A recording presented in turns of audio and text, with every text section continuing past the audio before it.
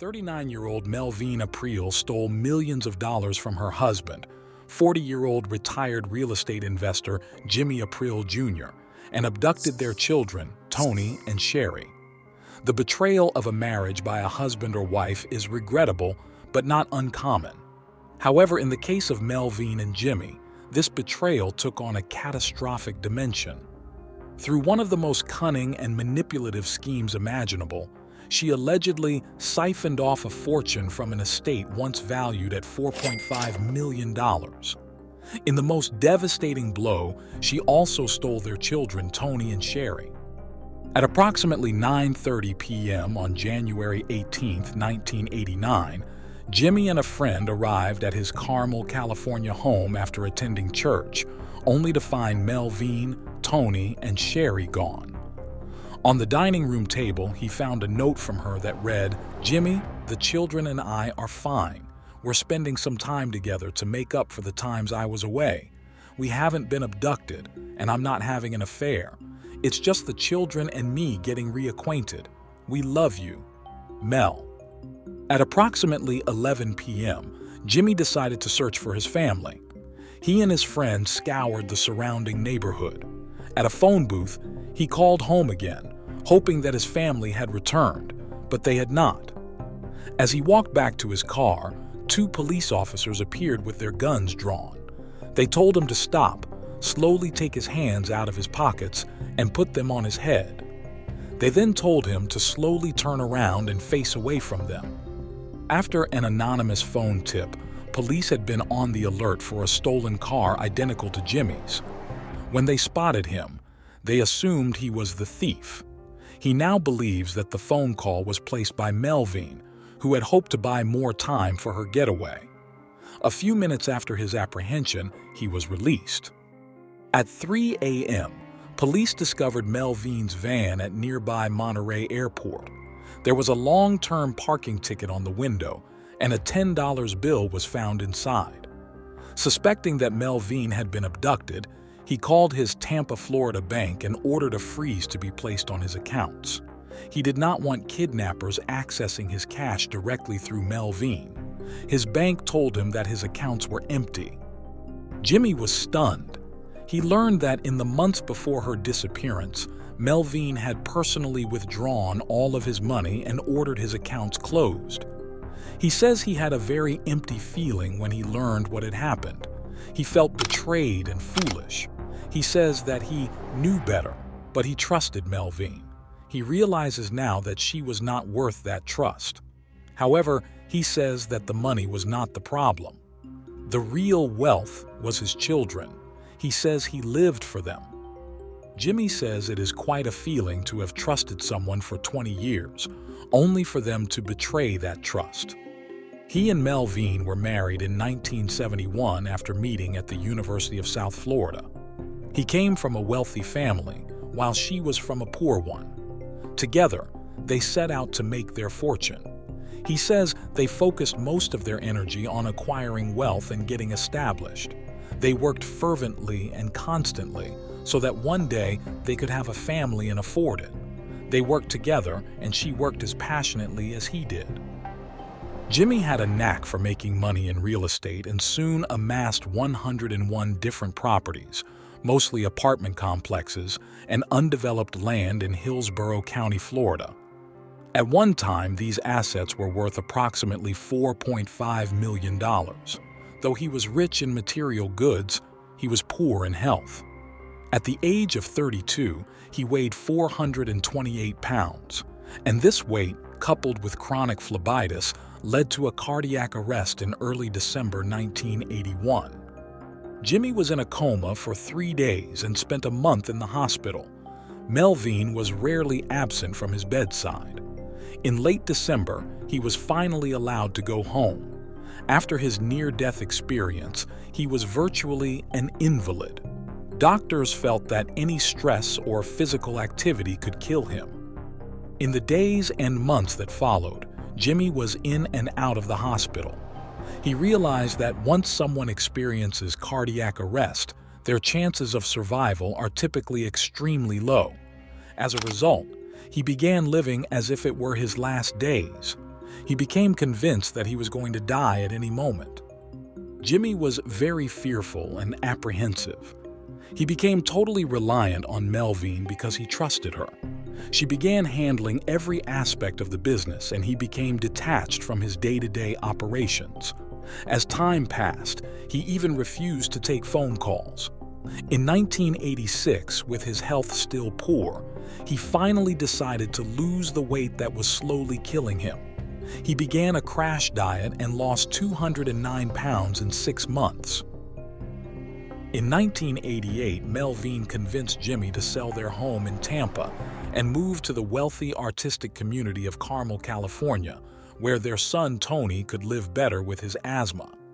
Melvine continued to oversee Jimmy's real estate business and was forced to become a cross-country commuter, spending 4 days out of every week in Tampa.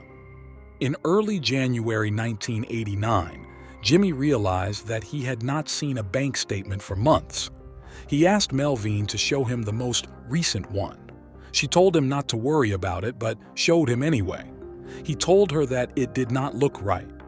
The accounts were misnumbered, and it looked as if the statement had been tampered with. Jimmy asked Melvine to call the bank and request an updated bank statement. He told her that if he didn't receive it within 2 weeks, he would go back to Tampa and take care of it himself. She told him she would take care of it the next week when she was in Tampa. She also told him that it looked fine to her, but she would check it out anyway. 2 weeks later, on January 18th, Melvine, Tony, and Sherry vanished. Jimmy was left destitute. He says that at that point, he had no idea what he was going to do for the future. He called his parents and told them that Melvine had left, taken Tony and Sherry, and apparently embezzled his money. He also told them that he needed help. He says the call was very difficult to make, since he had been self-made. Jimmy was forced to move back to Florida to live with his parents. Once a millionaire, his fortune had been reduced to $386. As time passed, the details and extent of Melvine's alleged theft began to emerge.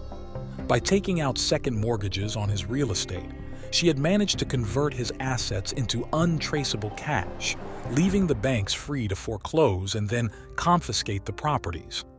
Assistant State Attorney Judy Hoyer says that Melvine employed every fraud device that Hoyer has ever learned of. Melvine persuaded banks to engage in irregular banking practices by having them accept her signature as Jimmy's after she made a phone call to someone who said he was Jimmy. She also had a friend impersonate Jimmy in person. She had him accompany her to the bank and sign deeds so that she could extract the equity from various properties. Melvine and her friend even went and got a fake ID for him, which identified him as Jimmy. After obtaining the ID, they went to the bank and did the transaction, and she walked away with between $70,000 to $80,000. Hoyer says if there was a means to obtain money out of property, Melvine used it. She says that Melvine was really good and took all of the equity out of all of the properties before she left. Jimmy is certain that if he had died, Melvine would have gotten away with all of her crimes. He believes that she is the epitome of greed and selfishness. Authorities believe that she may have also duped a private investigator into falsifying documents in order to facilitate her escape. This investigator is currently a state witness, but his associate, Bob Santoro, also worked with Melvine. According to Santoro, Melvine had convinced the investigator that Jimmy was an organized crime and that he would kill her if she tried to get a divorce. She told the investigator that she had no choice but to disappear. She could not just leave. She had to disappear without a trace. She paid $12,000 initially to have the documents prepared so that she could disappear. Santoro believes she may have paid more money later. In order to successfully vanish, Melvine had to change not only her identity, but the identities of Tony and Sherry as well. The investigator reportedly changed the children's names, social security numbers, and birth certificates. Santoro says that during the last meeting he had with Melvine and the investigator, They discussed setting up a house in advance in a new location. They also planned to have a school picked out and furniture bought for the house. They wanted everything to be completed before they left. However, the location was never discussed with Santoro. Santoro says the investigator and Melvin also discussed the importance of keeping the facts from Tony and Sherry. They discussed two possibilities. One was that they would tell them that Jimmy had died, since they knew he was sick, and that Melvin was too traumatized to come back for the funeral. The second was that Melvin would tell them that Jimmy had gone crazy and that she was afraid that he was going to hurt her or them, so they had to hide from him. Jimmy says there is no excuse for what Melvin has done. He thinks she is confused and dangerous, especially to Tony and Sherry. He says that is what this is all about, getting them back. He hopes that they can return to a normal life and that he can undo some of the damage that Melvin has done to them. He says they are the true victims in this case. Authorities believe that Melvin may be tracked down through Tony and Sherry, who are most likely enrolled in school. They may be unaware of what she has done. It is believed that they are living with her under assumed names. On August 30th, 1989, prosecutors filed 27 charges, including grand theft, fraud, and forgery against Melvin. She is accused of stealing nearly $300,000 in property and altering more than $200,000 in mortgages, $873,000 in notes, and $354,000 in checks between 1985 and 1988. In March 1990, U.S. authorities located Melvin in Costa Rica, where she was living with Tony and Sherry under an assumed name. She had been working at a school her children attended. According to Hoyer, Melvin became aware that she was being sought by the police, so she escaped into the mountains with Tony and Sherry. About a week later, FBI agents were able to relocate her and take her into custody. According to Sherry, they were definitely in hiding up to that point. Jimmy says that he does not think he will ever understand why Melvin did what she did. He says a divorce would have been sufficient. On March 19, 1990, she was returned to Florida to face the charges against her. At her trial, her defense claimed that she did not steal from Jimmy because she took property that was jointly owned and they shared the money. Her defense also said that she copied his signature at his request. Furthermore, they said that the refinancing she carried out was done to keep the business afloat. Finally, they said that she went to Costa Rica because she was tired of her marriage. On September 20, 1990, Melvin was convicted on 20 counts of forgery and theft, but was acquitted on 7 counts. In January 1991, she was sentenced to 5 years in prison and 20 years probation. The authorities have not been able to recover any of the money she stole. However, she was ordered to pay Jimmy more than $300,000 in restitution. In August 1991, she was released from prison. She remained on probation until August 2011. Shortly after they were discovered, Tony and Sherry were reunited with Jimmy at Miami International Airport. He was granted full custody of them. They moved back in with him and his parents in Tampa, returned to school, and received counseling. In June 1991, Jimmy filed a lawsuit against the investigator who helped Melvin escape in his company. The investigator's private investigative agency license was later revoked.